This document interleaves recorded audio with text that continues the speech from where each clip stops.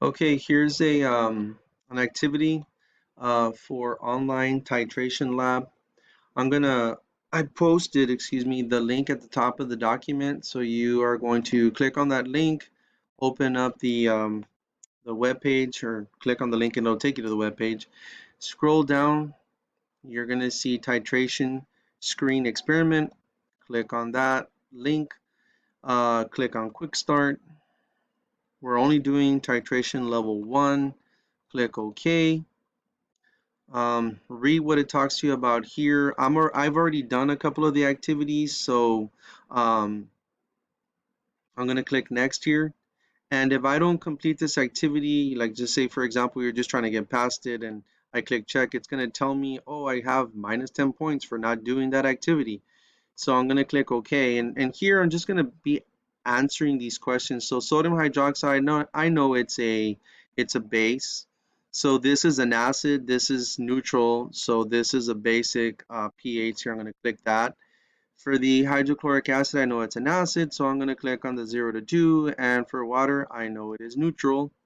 And we click 7, and I'm just going to click check. And it tells me, hey, you did it great. Got a great job. Got them all right.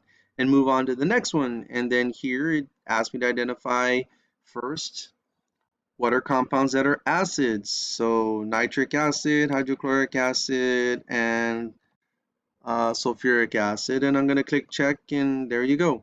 And then you're going to keep doing that and keep answering these questions um, based off of the information that you've been getting from each one of the tiles, the slides. It starts off with a video, so you can't bypass the video. If I have a video here and I click check, it's going to give me this X, so I have to watch the video if it's there.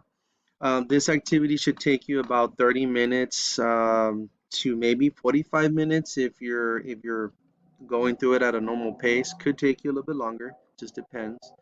But once you get to the end, you're gonna have a you're gonna have a tile or a slide that looks like this, and you're gonna actually be performing a titration.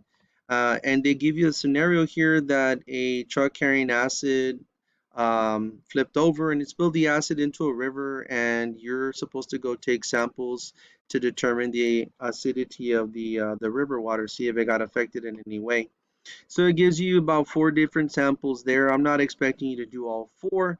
I'm just expecting you to do at least one trial so you get familiar with the titration process. There's a little bit of information here on this tile. It tells you to what decimal place it wants you to record the value to. And if you click down here at the bottom of the beaker, you have this box that's surrounded by a orange color.